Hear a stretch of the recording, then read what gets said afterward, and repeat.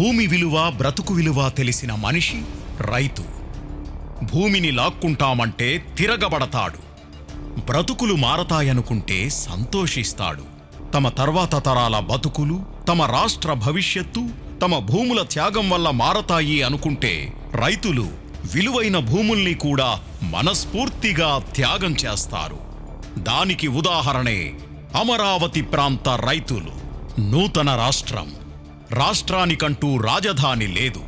అలాంటి సమయంలో రాష్ట్రానికి కేంద్ర బిందువు లాంటి ప్రాంతం అమరావతిని రాజధానిగా ఎంపిక చేశారు. రాజధాని కోసం ఏడాదికి 2-3 పంటలు పండే బంగారం లాంటి భూమిని తామెందుకివ్వాలి అని రైతులు తిరగబడలేదు. ఇంతకాలం ఆ భూమిలో పంట పండించి కడుపు నింపాం. ఇప్పుడు ఆ భూమిని త్యాగం చేస్తే రాష్ట్రం అభివృద్ధి చెందుతుంది, కోట్ల బ్రతుకులు మారతాయి అని నమ్మారు. అందుకే వేల ఎకరాల భూమిని స్వచ్ఛందంగా మనస్ఫూర్తిగా త్యాగం చేశారు. పూలింగ్ విధానం అని చెప్పేసి సిఆర్డీఏ చట్టం ఒకటి తీసుకొచ్చేసి గత ప్రభుత్వం ఆ చట్టం ద్వారాగా మా పొలాన్ని ఇంత పొలం కావాలి, మాకు 30,000 ఎకరాలు కావాలి, ఈ ఊళ్ళలో ఈ పొలం మొత్తం మేము పూలింగ్ తీసుకుంటే ఈ డెవలప్ చేసి నగరాలు నిర్మించి డెవలప్ చేసి ప్లాట్లుగా మీకు డెవలప్ చేసి ఇప్పుడు వరల్డ్ క్లాస్ ఇన్ఫ్రాస్ట్రక్చర్ తోటి డెవలప్ చేసి మీకు రోడ్లు కానివ్వండి, అండర్గ్రౌండ్ డ్రైనేజ్ కానీ, వాటర్ కానీ, ఎలక్ట్రిసిటీ కానివ్వండి, అన్ని ప్రొవిజన్స్ అన్ని మొత్తం ఫెసిలిటీస్ మొత్తం ప్రొవైడ్ చేసి డెవలప్ చేసి ఇప్పుడు ఎకరానికి 1000 గజాలు రెసిడెన్షియల్, 250 గజాలు కమర్షియల్ ల్యాండ్స్ మీకు ఇస్తాము. మిగిలిన మొత్తం రోడ్లకి వీటన్నిటికీ డెవలప్ చేసి మేము కొన్ని ఇన్స్టిట్యూట్లకు కానివ్వండి, లేకపోతే హాస్పిటల్స్కి కానివ్వండి, వీటి కేటాయింపులు చేసి మిగిలిన మీకు ఇస్తామండి అని చెప్పి ఆ గత గవర్నమెంట్లో ప్రభుత్వాధికారులు చెప్పనివ్వండి, మంత్రులు చెప్పనివ్వండి, ఎమ్మెల్యేలు చెప్పనివ్వండి, ముఖ్యమంత్రి గారు చెప్పనివ్వండి చెప్పారు. దీన్ని మేము నమ్మి రాజధాని ఈ రకంగా నిర్మిస్తారు అంటే మేము నమ్మి డెవలప్మెంట్ ఎంతో ఉంటుంది అనే ఉద్దేశంతో మేము ఈ పొలాన్ని స్వచ్ఛందంగా ఎవరో ఒక 1 or 2% ఇవ్వకుండా ఆగారు. కానీ మిగిలిన మొత్తం రైతులు మొత్తం 29 గ్రామాల్లో 29,000 మంది రైతులు 34,500 ఎకరాల పొలాన్ని ఇచ్చారండి. కానీ ఆ త్యాగానికి విలువ లేకుండా పోయింది. ప్రభుత్వం మారితే రాజధాని మారుతుందని తెలుసుకోలేని అమాయకపు రైతులుగా మిగిలిపోయారు అమరావతి రైతులు. తాము త్యాగం చేసిన బంగారు భూమిని శ్మశానంతో పోలిస్తే కన్నీళ్లు పెట్టుకున్నారు. అసలు ఇక్కడ మొత్తం సర్వనాశనం చేశాడు. ఒకడొచ్చేమో శ్మశానం అంటాడు, ఒకడొచ్చేమో ఎడారి అంటాడు. ఎడారి అనేవాడు వచ్చి ఈ రైతులు కూడా పిలిచి అందరినీ ఆ కట్నీయన్ని చూస్తే అప్పుడు అర్థం అవుతుంది. ఎడో కూకొని గాలి మాటలు అన్ని ఆ మాటలు ఏ మాటలు మాట్లాడితే అసలు ఎవరు తెలుసుద్ది? అసలు మీరు రైతులే కాదు, రియల్ ఎస్టేట్ బ్రోకర్లు అని మాటలు పడ్డారు. ఇన్ని అవమానాలు ఎదురైనా వాళ్ళు ఇంకా రాష్ట్రం గురించే ఆలోచిస్తున్నారు. రాష్ట్రం పచ్చగా ఉండటం కోసం పచ్చని పొలాలతో కళకళలాడే భూముల్ని త్యాగం చేసిన రైతులు తమ త్యాగాన్ని గుర్తించకపోయినా పర్వాలేదు, తమ ప్రాంతాన్ని రాజధానిగా గుర్తించండి చాలని వేడుకుంటున్నారు. ఏడాదిగా శాంతియుతంగా ఉద్యమం చేస్తున్నారు. Whichever government comes, Amravati must be the capital because it's the center of Andhra. Whoever wants to come from Vizag, Kurnool, Rayalaseema, anybody, you can get all the facilities we have here. Bus facilities, their train facilities, their flight facilities, against one person. So they are ruining Andhra, and Amravati is such a beautiful place. You just go around and see there are so many buildings. I don't know why this YCP government is against it. Okay, you must be having a grudge against the person. Show a grudge on that person. Why are they spoiling the whole of Andhra, which has the world's, I think in the world we had a very good name. దేశ చరిత్రలో తమ భూములు లాక్కోవద్దంటూ తిరగబడిన రైతు ఉద్యమాల గురించి విన్నాం. కానీ తాము త్యాగం చేసిన భూముల్ని శ్మశానంలాగా మార్చి రాష్ట్ర భవిష్యత్తుని అంధకారంలోకి నెట్టొద్దంటూ రైతులు ఉద్యమించడం బహుశా దేశ చరిత్రలో ఇదే తొలిసారేమో. దేశ చరిత్రలో ఎన్నో రైతు ఉద్యమాలు చూశాం, విన్నాం. వాటిల్లో కొన్ని బలంగా గుర్తుంటాయి. అందులో పశ్చిమ బెంగాల్ నందిగ్రామ్ రైతుల ఉద్యమం ఒకటి. రైతులు నెత్తురు చిందించిన ఉద్యమం, రైతులు ప్రాణాలు పోగొట్టుకున్న ఉద్యమం, ఓ మహిళా నాయకురాల్ని ముఖ్యమంత్రిని చేసిన ఉద్యమం నందిగ్రామ్ ఉద్యమం. ఒక రసాయనిక పరిశ్రమల కేంద్రం కోసం అప్పటి సిపిఎం ముఖ్యమంత్రి బుద్ధదేవ్ భట్టాచార్య ప్రభుత్వం చేపట్టిన 10,000 ఎకరాల వ్యవసాయ భూముల బలవంతపు సేకరణకి వ్యతిరేకంగా 2007లో నందిగ్రామ్ రైతులు ఉద్యమం చేపట్టారు.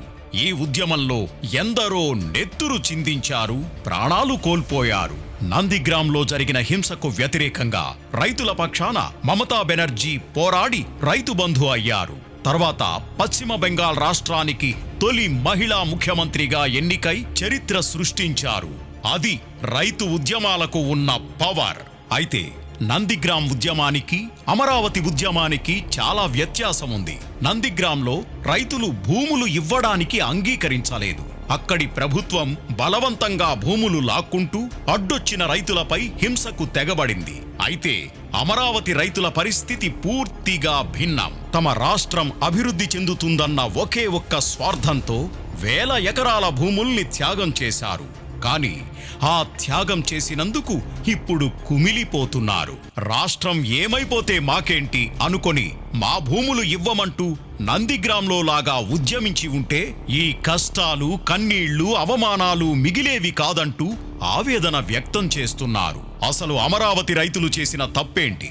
మంచి రాజధాని ఉండాలని, రాష్ట్రం అభివృద్ధి చెందాలని భూములు త్యాగం చేయడమేనా వాళ్ళు చేసిన తప్పు? అందుకేనా వాళ్ళకి ఇన్ని అవమానాలు?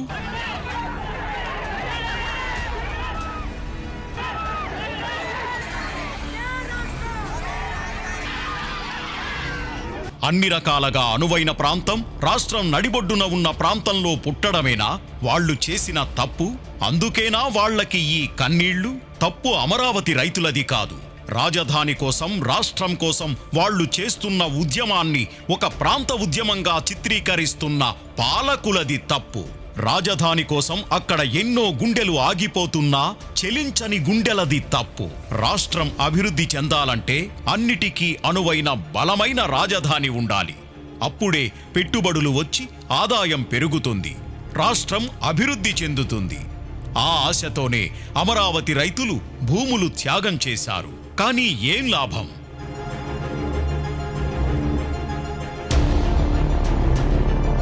ఆంధ్రప్రదేశ్ రాజధాని ఏది అంటే చెప్పలేని పరిస్థితి ఏర్పడింది. అప్పట్లో ప్రత్యేక ఆంధ్ర రాష్ట్రం ఏర్పడక ముందు మద్రాస్ రాజధానిగా ఉండేది. ఆ తరువాత కర్నూల్, హైదరాబాద్. ఇక తెలంగాణ ప్రత్యేక రాష్ట్రంగా ఏర్పడిన తరువాత హైదరాబాద్ తెలంగాణ రాజధాని అయింది. ఛత్తీస్గఢ్, జార్ఖండ్, ఉత్తరాఖండ్ వంటి రాష్ట్రాలు ప్రత్యేక రాష్ట్రాలుగా ఏర్పడినప్పుడు వాటికి రాజధానులు లేవు. అయితే ఆంధ్రప్రదేశ్, తెలంగాణ పరిస్థితి వేరు. ఆంధ్రప్రదేశ్ నుండి విడిపోయి ప్రత్యేక రాష్ట్రంగా ఏర్పడిన తెలంగాణకు రాజధాని ఉంది, ఆంధ్రప్రదేశ్కు లేదు. దీంతో అప్పటి ప్రభుత్వం అన్ని విధాలా ఆలోచించి రాష్ట్ర నడిబొడ్డున ఉన్న అన్ని విధాలా అనువైన ప్రాంతం అమరావతిని ఎంపిక చేసింది. అన్ని విధాలా నష్టపోయిన రాష్ట్రానికి మంచి రాజధాని నిర్మాణం జరిగితే రాష్ట్రం గాడిన పడుతుంది, అభివృద్ధి చెందుతుంది అని అమరావతి రైతులు నమ్మారు. కానీ వాళ్ల నమ్మకం నీరుగారిపోయింది. మంచి రాజధాని సంగతి తరువాత అసలు రాజధానే లేకుండా పోతుంది.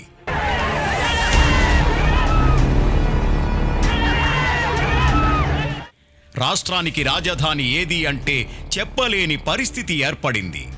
పరిస్థితి ఇలాగే కొనసాగితే రాష్ట్ర పరిస్థితి అంధకారంలోకి వెళ్లే ప్రమాదముంది.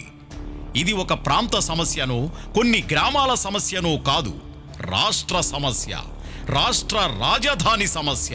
అమరావతిలో రైతులు త్యాగం చేసిన వేల ఎకరాలున్నాయి.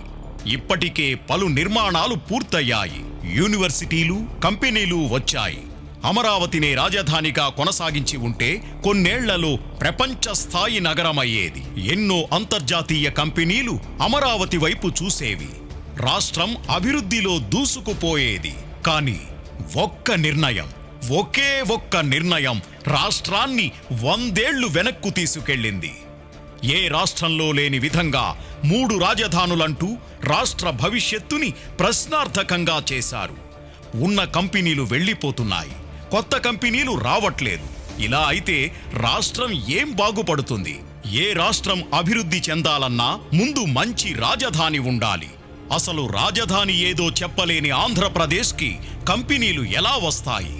అభివృద్ధి ఎలా చెందుతుంది? అన్ని ప్రాంతాలకు సమదూరంలో ఉంటూ అన్ని వనరులు కలిగి ఉన్న అమరావతి రాజధానిగా ఉంటే రాష్ట్రం అభివృద్ధి చెందుతుంది. అందుకే అమరావతి రైతులు ఏడాదిగా ఉద్యమిస్తున్నారు. వాళ్ల ఉద్యమం స్వార్థం కోసం కాదు, రాష్ట్ర బాగు కోసం, రాష్ట్ర భవిష్యత్తు కోసం. రణ రణ గర్జన ఈ రైతు పోరాటం